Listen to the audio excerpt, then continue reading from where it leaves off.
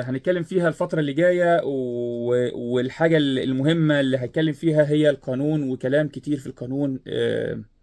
الفترة اللي فاتت دي ناس اتكلمت على لقطة لعبة الأهلي والترجي وركلة الجزاء اللي لم تحتسب للترجي. يمكن أنا معود الناس إن أنا بتكلم بوضوح، بتكلم بصراحة، وبتكلم بقانون. والقانون قلت لما طلعت حللت في اللعبة، والناس طبعا زعلت مني، وان احنا بنتكلم دايما في لعبه وقانون واعتبارات كما اتعلمناها في الاتحاد الدولي.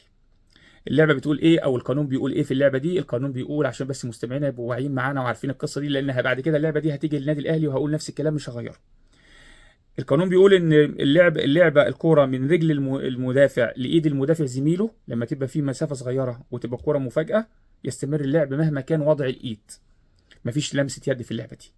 لكن في استثناء المشرع عمله، عشان المشرع طبعا بياخد اعتبارات لاي حاجه تانية. ممكن اللاعب هو يروح يلعب الكوره ويتحجج ان زميله اللي لعب له الكوره، بالتالي يعمل الايد ويتحرك الايد اكسترا موفمنت الايد، ويعمل حركه اضافيه، والحركه الاضافيه دي يعمل بيها لمسه يد ولا يعاقب عليها بحجه ان زميله لعب الكوره بالرجل.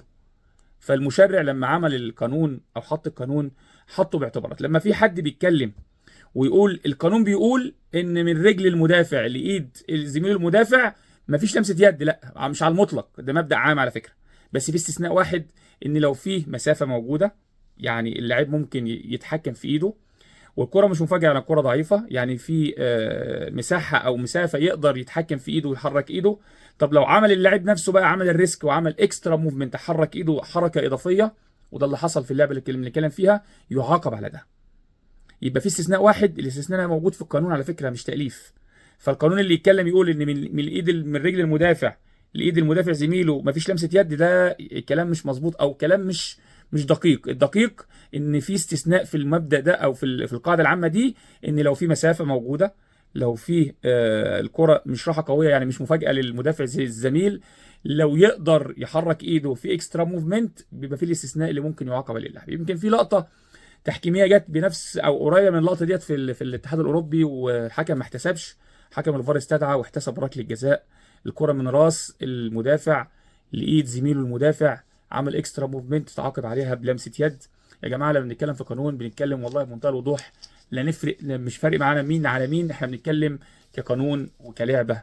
وقبل ما نتكلم في اللعبه والقانون قلنا باركنا النادي الاهلي، لكن في الاخر ما ينفعش نطلع نتكلم حاجه مش مظبوطه، سواء على منتخب مصر، سواء للاهلي، سواء للزمالك. هنتكلم طول الوقت بحاجات واقعيه وواقع وحاجات موجوده وحاجات صحيحه بنتكلم فيها في صحيح القانون، لان انا متوقع اسبوع اسبوعين تيجي اللعبه دي لصالح النادي الاهلي، وهقول نفس الكلام مش هغيره. اتمنى اللي قالوا عكس الكلام دوت ما يغيروش الكلام لما تيجي نفس اللعبه لصالح النادي الاهلي. فاصل صغير ونرجع مع بعض.